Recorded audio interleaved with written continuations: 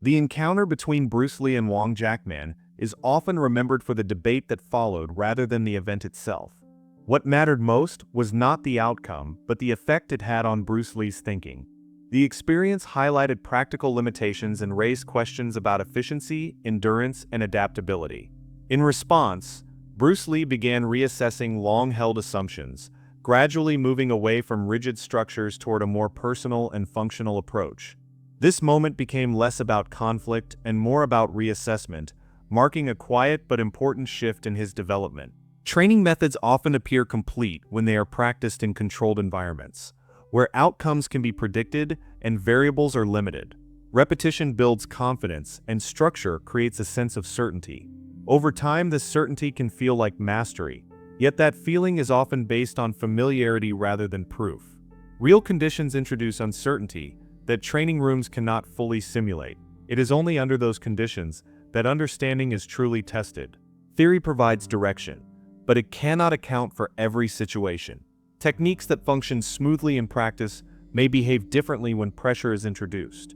Fatigue, resistance, unpredictability, and emotion all alter performance. This encounter demonstrated that knowledge built only on structure can leave blind spots. Those blind spots remain invisible until experience brings them into focus. Reality becomes the mirror theory cannot provide. Structured practice is valuable, but it tends to protect assumptions rather than challenge them. It reinforces what is already believed to be correct. Real encounters do the opposite. They confront assumptions directly and without compromise. When theory meets resistance, weaknesses emerge naturally. That emergence is not failure, but information. Real-world pressure strips away comfort. It removes the safety of repetition and forces immediate adaptation. Under pressure, inefficiencies become obvious because there is no time to hide them. Movements that require excessive effort reveal their cost. Systems that rely on ideal conditions lose effectiveness. Experience exposes these truths quickly and clearly. Tradition often carries authority because it has been passed down and respected over time. However, tradition can also resist examination. When methods are accepted without testing, they remain unchallenged. This moment showed that respect for tradition does not guarantee effectiveness. Experience does not disrespect tradition. It evaluates it. Growth begins when assumptions are questioned. Honestly, that questioning is rarely comfortable because it disrupts certainty. Real encounters create that disruption naturally. They force reflection rather than defense. When experience contradicts belief, it invites reassessment. This is where development truly starts. Theory often promises control, but experience teaches adaptability. Control relies on predictability, while adaptability responds to change. Real conditions favor adaptability because they are never static. This encounter emphasized the importance of being responsive rather than rigid. Flexibility became more valuable than perfection. The gap between theory and experience is not a flaw, it is a learning space. That space exists to refine understanding. When theory is tested, it either proves its value or reveals its limits. Both outcomes are useful. Experience transforms abstract knowledge into practical insight. Pressure reveals priorities. Under stress, unnecessary elements fall away. What remains is what truly matters. This process clarifies which techniques serve purpose and which exist only because they were taught. Experience becomes a filter that theory alone cannot provide. Many systems feel complete because they have never been challenged. Comfort reinforces belief. Real encounters disrupt comfort and demand honesty. They replace imagined effectiveness with measurable outcomes. This shift from belief to evidence is essential for progress. Experience also reshapes perspective. It moves focus away from appearance and toward function. What looks correct becomes less important than what works consistently. This change in perspective deepens understanding. It aligns effort with results. Theories are often built to explain success, not to confront failure. Experience does both. It highlights what succeeds and what does not. This balance creates clarity. Without experience, theory remains untested and incomplete. When assumptions are challenged, refinement becomes possible. This refinement does not reject learning. It strengthens it. Experience sharpens theory by grounding it in reality. Together they form a more reliable foundation. honest experience does not flatter skill. It measures it. It removes illusion and replaces it with clarity. That clarity can be uncomfortable, but it is necessary. Growth depends on seeing accurately rather than believing confidently. Experience teaches lessons that theory alone cannot reach. It reveals limits, exposes inefficiencies, and demands adaptation. When experience challenges assumptions, development follows naturally. Growth begins not with certainty, but with honest confrontation. Efficiency often reveals itself only when conditions become demanding. Techniques can appear flawless in controlled settings, yet lose value when speed and resistance are introduced. Appearance gives confidence, but it does not guarantee results. The situation made it clear that what looks effective can fail under pressure. Reality does not reward elegance alone. It rewards what can be executed consistently and decisively. Form has long been used as a measure of skill because it is easy to observe and teach. Clean movements suggest discipline and mastery. However, form can sometimes mask inefficiency. When a technique requires excessive energy or perfect timing to succeed, its reliability decreases. Efficiency demands simplicity that survives imperfect conditions. What works repeatedly matters more than what looks impressive once. Speed plays a critical role in determining effectiveness. A technically perfect movement loses value if it arrives too late. The encounter highlighted how timing and quick response often outweigh refined form. Efficiency prioritizes immediacy over perfection. The ability to act decisively under pressure separates functional skill from theoretical excellence. Endurance also exposes the limits of appearance-based techniques. Movements that rely on strength or complexity may function briefly but degrade over time. Efficiency accounts for sustainability. A method that conserves energy maintains effectiveness longer. This understanding shifted focus away from short-term display toward long-term performance. Adaptability further defines efficient practice. Techniques built for ideal conditions struggle when circumstances change. Efficiency requires flexibility, allowing adjustment without hesitation. The realization that adaptability was essential challenged rigid adherence to form. Function replaced tradition as the guiding principle. Appearance often satisfies observers, but efficiency satisfies reality. The encounter demonstrated that external approval has little relevance in practical situations. What matters is whether a method achieves its purpose reliably. This distinction forced a reassessment of priorities. Practical results replaced visual correctness as the standard. Efficiency reduces unnecessary movement. Excess motion consumes time and energy without adding value. Streamlined techniques increase speed and clarity. This simplification does not weaken effectiveness. It strengthens it. Efficiency sharpens focus by removing what is not essential. The emphasis on what works requires honest evaluation. It demands letting go of attachment to familiar methods. This process can be uncomfortable because it challenges identity and training history. However, efficiency grows only when evaluation is objective. Results become the measure rather than tradition. Efficiency also aligns mind and body more closely. When movements are direct and purposeful, decision-making becomes faster. The mind no longer hesitates over complexity. This alignment improves responsiveness under pressure. Practical effectiveness emerges naturally from this unity. Appearance-based techniques often depend on ideal conditions to succeed. Efficiency prepares for imperfect ones. This readiness creates confidence rooted in reality. Confidence built on efficiency is stable because it has been tested. It does not rely on assumption or presentation. The shift toward efficiency reflects maturity in understanding. It acknowledges that skill must function beyond demonstration. The goal becomes reliability rather than recognition. Efficiency transforms practice into application. Training begins to mirror real conditions. Efficiency also encourages continuous refinement. What works today may require adjustment tomorrow. This mindset prevents stagnation. Practical effectiveness remains dynamic rather than fixed. Adaptation becomes part of the process. By prioritizing efficiency, emphasis moves from style to substance. Style becomes secondary to outcome. This change reshapes how success is measured. Success becomes repeatable effectiveness rather than isolated excellence. The realization that appearance can deceive created clarity. It exposed the difference between looking capable and being capable. This clarity guided future development. Practical effectiveness became the foundation for improvement. Efficiency matters more than appearance, because reality does not respond to presentation.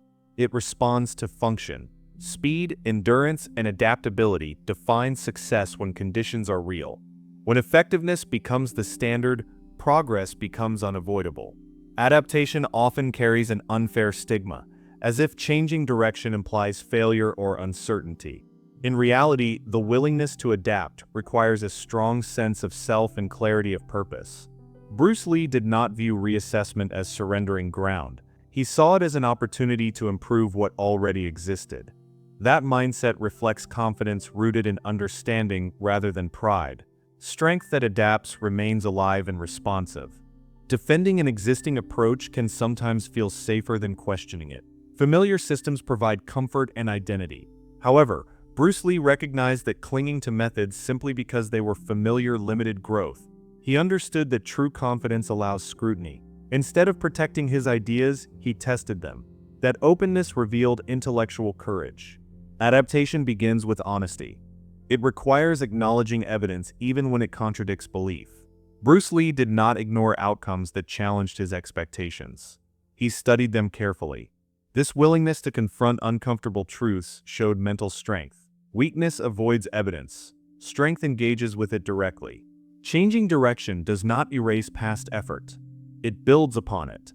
Bruce Lee's reassessment did not discard his training. It refined it. Adaptation allowed him to extract what worked and discard what did not. This selective process deepened his understanding. Growth became intentional rather than accidental. Intellectual strength is measured by flexibility, not rigidity. Rigid systems break under pressure because they cannot adjust. Bruce Lee recognized that adaptability preserved effectiveness across situations. By allowing change, he ensured relevance. Adaptation became a tool rather than a threat. Confidence often reveals itself through curiosity. Bruce Lee remained curious about improvement even after achieving recognition. That curiosity drove reassessment. Instead of settling into certainty, he continued questioning. This questioning kept his development moving forward. Evidence-based change requires discipline. It demands separating ego from outcome. Bruce Lee did not personalize results. He analyzed them. This separation allowed objective evaluation. Adaptation became a rational response rather than an emotional one.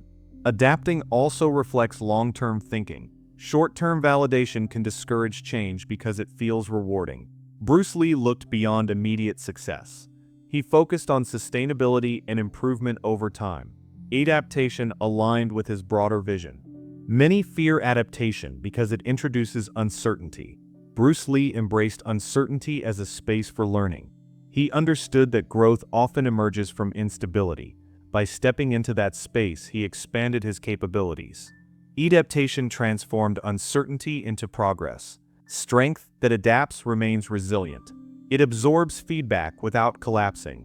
Bruce Lee's approach showed resilience through evolution. Each adjustment strengthened his foundation rather than weakening it. Adaptation reinforced his direction. Reassessment also prevents stagnation. Methods that remain unchanged eventually lose relevance. Bruce Lee avoided stagnation by staying responsive.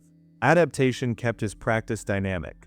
It ensured continuous refinement. Adaptation requires humility, but humility does not diminish authority. Bruce Lee's willingness to change enhanced his credibility. It showed commitment to truth rather than image. This commitment deepened respect.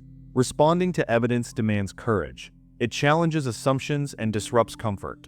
Bruce Lee chose courage over convenience. That choice fueled progress. Adaptation became an act of strength. Adaptation also sharpens perception. By reassessing methods, Bruce Lee refined his understanding of cause and effect. This clarity improved decision-making. Change enhanced precision rather than confusion. Adaptation is a sign of strength because it reflects confidence in growth. Bruce Lee's reassessment showed trust in his ability to evolve.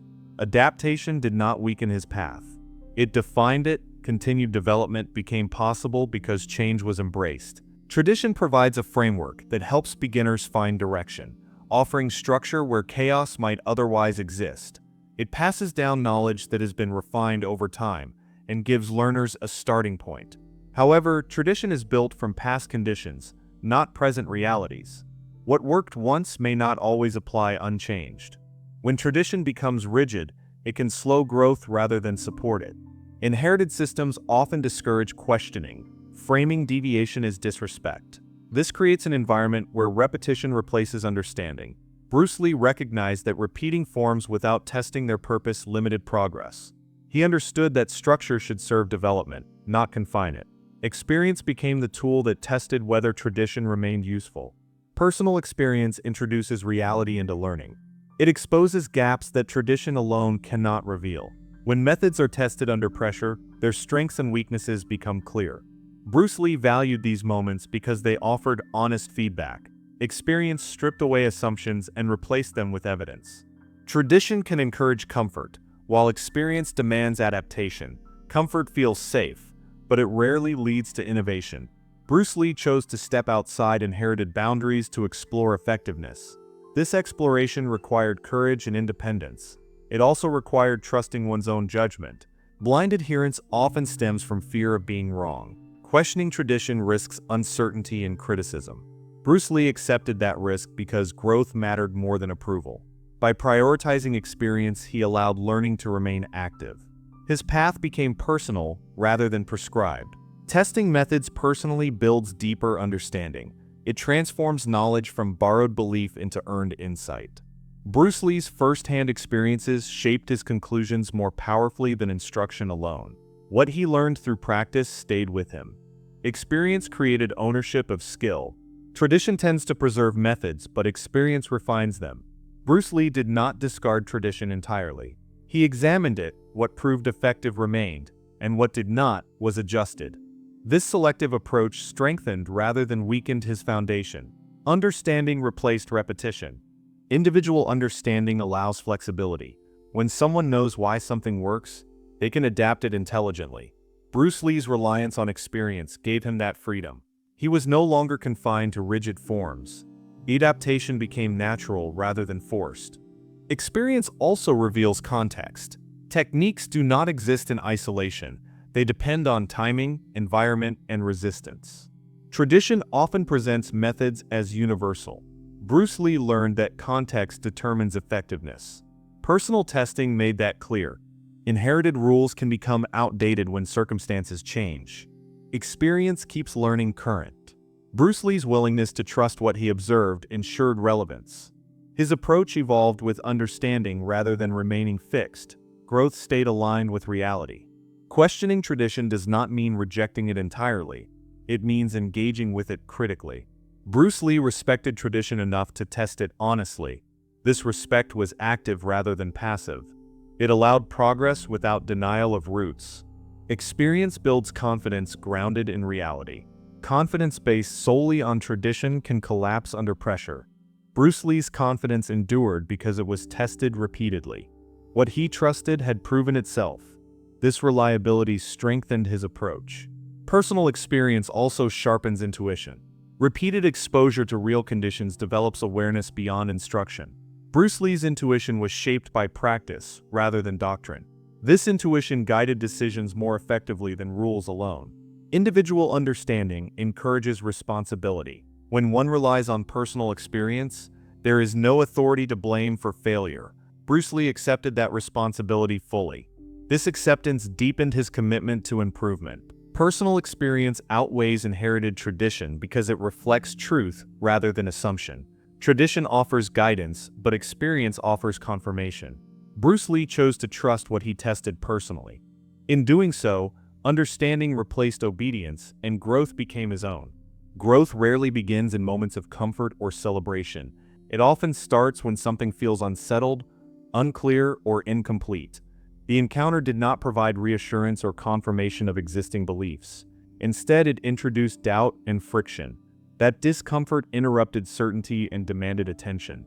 Rather than being ignored, it became impossible to dismiss.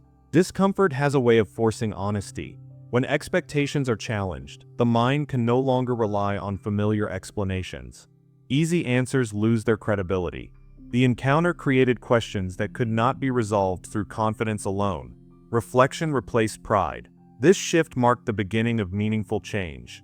Affirmation feels satisfying, but it rarely leads to transformation. When everything appears to work as expected, there is little motivation to look deeper. Discomfort disrupts that satisfaction.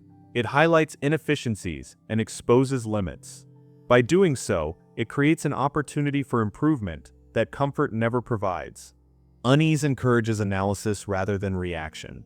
Instead of celebrating success, attention turns toward understanding what happened and why. This analytical mindset opens space for learning. The encounter demanded reflection rather than conclusion. That reflection became more valuable than any immediate sense of victory. Discomfort also challenges identity. When familiar methods are questioned, the sense of certainty attached to them weakens. This can feel threatening, but it is also freeing.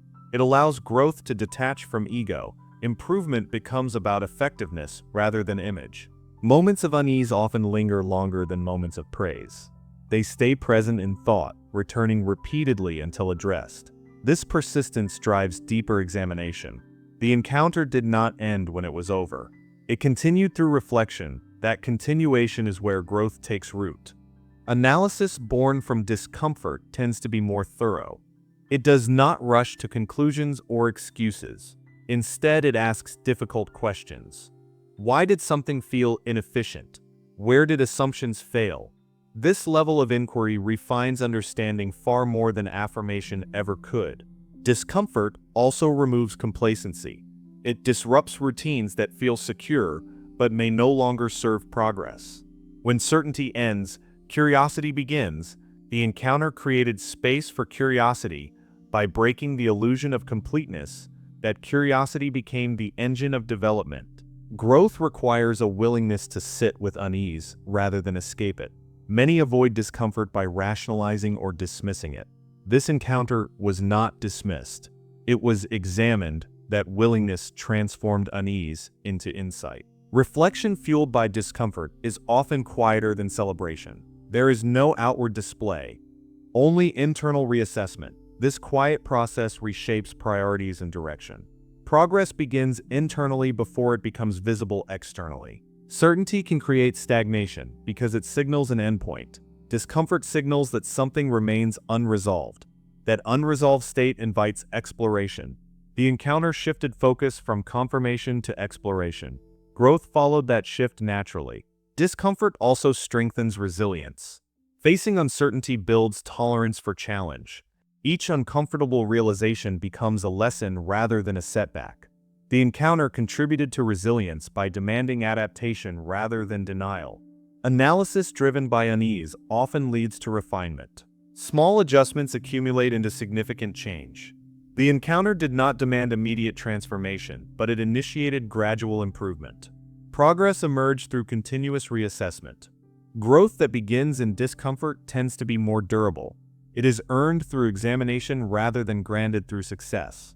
This durability ensures that improvements hold under pressure. Certainty may feel strong, but growth born from discomfort is stronger. Progress often starts where certainty ends because certainty closes questions, while discomfort opens them. The encounter created unease instead of affirmation, and that unease became productive. Reflection replaced celebration, analysis replaced assumption, and growth followed naturally from that shift.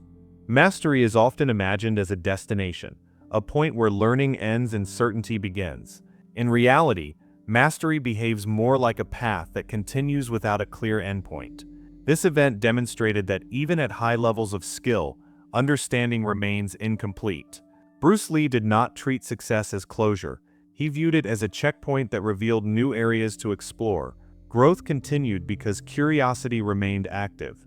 Highly skilled individuals often face moments that disrupt their sense of completion. These moments are not signs of regression, but invitations to refine. Mastery exposes deeper layers of complexity rather than eliminating them.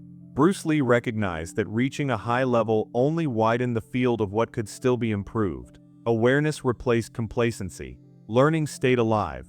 Reevaluation is essential to continued development. Without it, skill becomes static and eventually outdated. Bruce Lee's response showed that mastery requires regular examination of methods and assumptions. What works today may require adjustment tomorrow.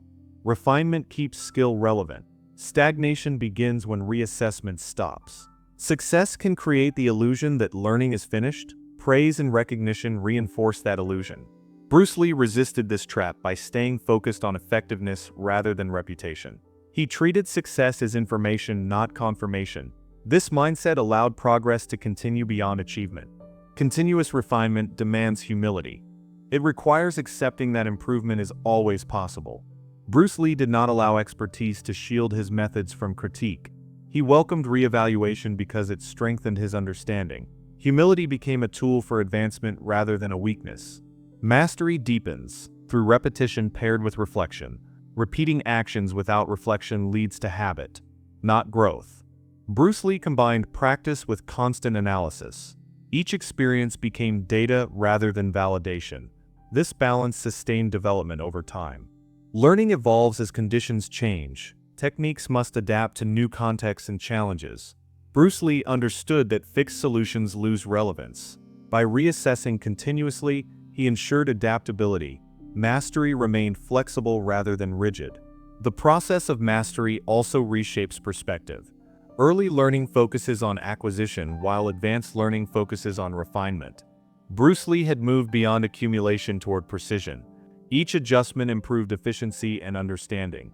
Progress became subtle but meaningful. Moments that demand reevaluation often arrive unexpectedly. They interrupt routines and challenge confidence. Bruce Lee treated these interruptions as opportunities rather than obstacles. Each disruption contributed to clarity. Learning advanced through questioning rather than certainty. Constant refinement requires discipline.